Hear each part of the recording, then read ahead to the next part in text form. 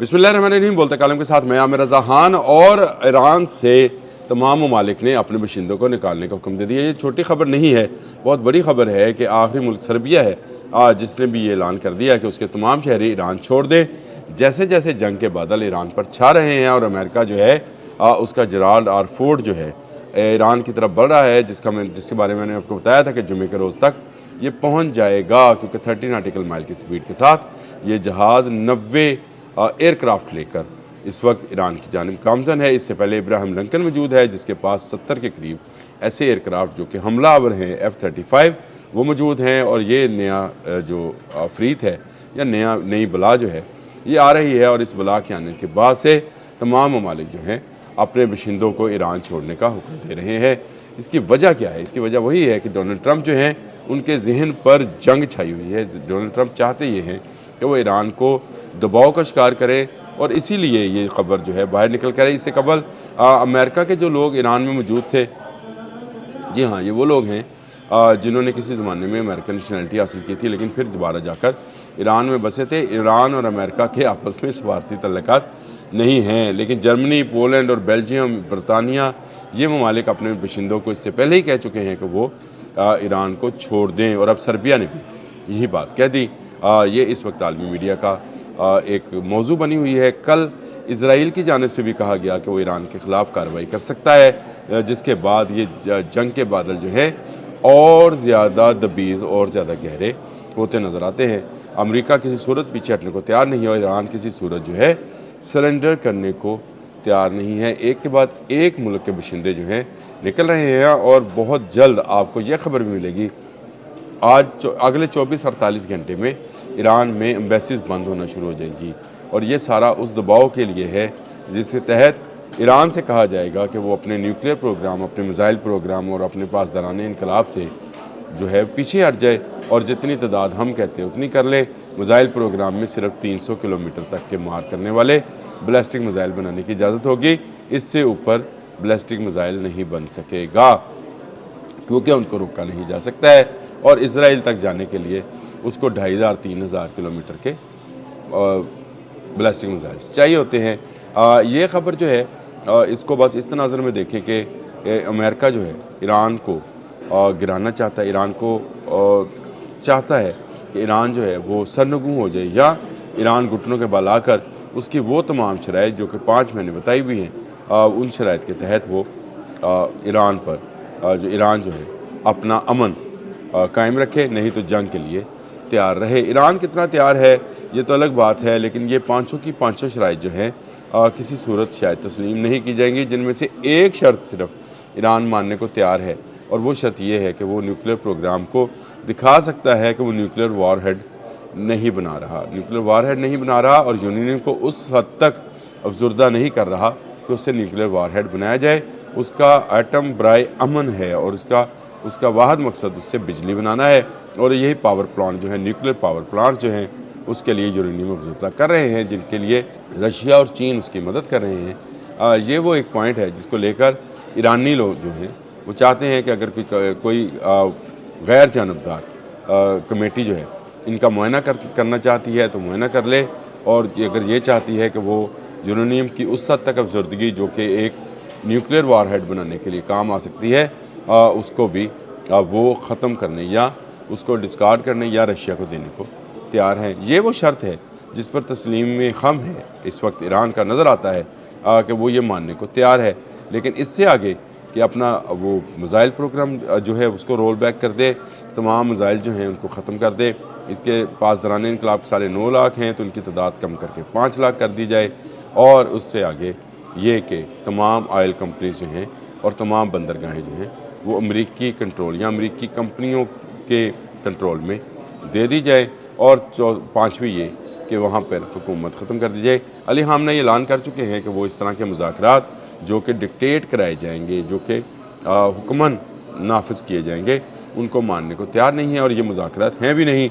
Geneva के बाद अब तक मुज़ाकरात की नई तारीख सामने नहीं आई है, क्योंकि ईरान वहाँ तस्लीम करके आया था कि वो किसी ऐसे मसवदे पर, अब्बास अराग़ची की बात कर रहा हूँ, तस्लीम करके आए थे कि ऐसे मसवदे पर गुफ्त शनीद हो सकती है जो ईरान तैयार करेगा, और ईरान को बताया गया है कि वो मसवदा तैयार करे और लेकर आए, और ये एक बिल वास्ता यानी अमान को बीच में डालकर मुज़ाकरात हैं जिसमें ये तय पाया था। इससे आगे कुछ नहीं है, और इससे आगे डोनाल्ड ट्रंप की वो धमकी है जिसमें अब 9 दिन बाकी रह गए हैं। कल मैंने 10 दिन की बात की थी, आज 9 दिन बाकी रह गए हैं, और डोनाल्ड ट्रंप जो हैं वो तुले पड़े हैं कि वो ईरान पर कब्ज़ा करेंगे। लेकिन उससे पहले वो चाहते ये हैं कि जंग ना हो, ईरान खुद ब खुद सारी वो चीज़ें मनोवन तस्लीम कर ले, यानी ग़ुलामी का तौक अपने गले में डाल ले, खुद से डाल ले,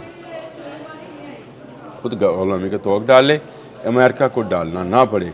लेकिन अब तक ये सूरत हाल ये है कि ईरान किसी सूरत पीछे हटने को तैयार नहीं है, और यही वजह है कि इतने ममालिक जो हैं, यूरोपियन ममालिक भी वो अपने जो लोग हैं उनको कह रहे हैं कि यहाँ से निकल जाएं, ईरान जंग की जद में है। और ये वाकई ऐसा ही है, ईरान जंग की जद में है, और इसकी बड़ी वजह यह है कि ईरान कभी घुटनों के बल नहीं जाएगा, ईरान ग़ुलामी का तौक अपने गले में कभी नहीं डालेगा। ईरान लड़ेगा और आखिरी दम तक लड़ेगा, और ये आखिरी खून के कतरे तक लड़ने का फ़ैसला अली ख़ामनेई का है, और अली ख़ामनेई उसके सुप्रीम लीडर, सुप्रीम कमांडर हैं, पासदारान इनकलाब के भी, और नज़रियाती तौर पर भी वो ईरान की अवाम के सुप्रीम लीडर हैं, जिनका कहना है कि वो खून के आखिरी कतरे तक ईरान का दिफा करेंगे। ईरान ऐसा मुल्क नहीं है जो सरेंडर कर दे, ईरान कभी सरेंडर नहीं करेगा, ईरानी लोग कभी सरेंडर नहीं करेंगे। जंग में ऊंच नीच आती जाती रहती है, लेकिन एक लंबी जंग जो है उसकी तैयारी की जा रही है, और इस बारे में कहा जा रहा है कि अमेरिका शुरू में छोटे हमलों से आगाज़ करेगा, लेकिन ये जंग छोटे हमलों से ख़त्म होने वाली नहीं है। यानी जो न्यूक्लियर पावर प्लांट्स हैं उनको तबाह करने और वहाँ पर कब्ज़ा करने की कोशिश की जाएगी, और उसके बाद अपने मुतालबात जो हैं उनको बाय हुक बाय क्रुक जो है तस्लीम, यानी उन कहने पंजाबी कहने संगीत है नऊ रख के तस्लीम कराए जाएंगे। लेकिन ईरान इसके लिए बिल्कुल तैयार नहीं है कि वो किसी की धौंस धमकी में आए, वो मुकाबला करने के लिए तैयार है, और मुकाबला तैयार करने के लिए वो हर रोज़ एक नया जो है हथियार उसको शो ऑफ करता है। आज भी मैं आपको इस व्लॉग के बाद एक नए हथियार के बारे में बताने लगा हूँ, जो खलीज फ़ारस और आपने हुर्मुज़ में अमरीकी बहरी बेरों को तबाह व बर्बाद कर सकता है। ये क्या चीज़ है, क्या हथियार है, और इसकी इतनी दहशत क्यों है, ये सारी चीज़ें मैं आपसे इस व्लॉग के बाद डिस्कस करूँगा। लेकिन इस वक्त की सूरत हाल यही है कि हर आने वाला लम्हा, हर आने वाला दिन, हर आने वाला हफ्ता जो है वो ईरान को और अमेरिका को एक बड़े फौजी क्लैश की जानिब ला रहा है, और इसके बारे में बैनुल-अक़वामी मीडिया पर बहुत सारी खबरें ज़ेर गर्दिश हैं, जिसमें कहा जा रहा है कि ईरान अमेरिका जंग अब चंद घंटों की बात रह गई है, क्योंकि ईरान किसी सूरत वो शराइत जो कि अमेरिका कह रहा है तस्लीम करने को तैयार नहीं है। अली ख़ामनेई पहले ही ऐलान कर चुके कि वो बुज़ुर्ग शैतान यानी बुज़ुर्ग शैतान अमेरिका की कोई ऐसी बात तस्लीम नहीं करेंगे जो ईरान की खुद मुख्तारी पर सवालिया निशान हो। ये वो बात है जिसको लेकर ईरान और अमेरिका का कन्फ्लिक्ट जो है बढ़ रहा है। आज रॉयटर्स की एक स्टोरी है जो दुबई से रिपोर्ट हुई है, और उसमें भी यही लिखा हुआ है कि हर आने वाला जो लम्हा है वो दोनों मुल्कों को जंग के करीब ला रहा है। उसका मैं लिंक साथ लगा भी रहा हूँ ताकि आप लोगों को समझ आए कि जो बात मैं कह रहा हूँ कि ये मुज़ाकरात एक ढोंग था, एक बहाना था, बात को उलझाए रखना मकसूद था, और उसका इंतज़ार करना था जेराल्ड आर फोर्ड का, जो 50 साल तक समंदर में रहकर कार्रवाई कर सकता है, एटमी रिएक्टर्स रखता है, और वो एटमी रिएक्टर्स जो हैं वो उसको चलाए रखेंगे, और उसके लिए रसद के जहाज़ जो हैं वो भी पहुंचाए जा रहे हैं। ये वो सूरत हाल है जो इस वक्त दरपेश है खलीज में, और खलीज के तमाम ममालिक में खौफ व खरास है। यूरोपियन ममालिक जो हैं वो आहिस्ता आहिस्ता अपने लोगों को ईरान से निकाल रहे हैं, और ये इनका निकलना जो है इस बात का बेन सबूत है कि अमेरिका अपने नापाक इरादों को किसी वक्त भी अमली जामा पहनाने की कोशिश कर सकता है। अमली जामा पहना नहीं सकेगा। उसकी वजह यह है कि ईरान भरपूर मुकाबला करेगा, और ईरान मुकाबला करने के काबिल भी है।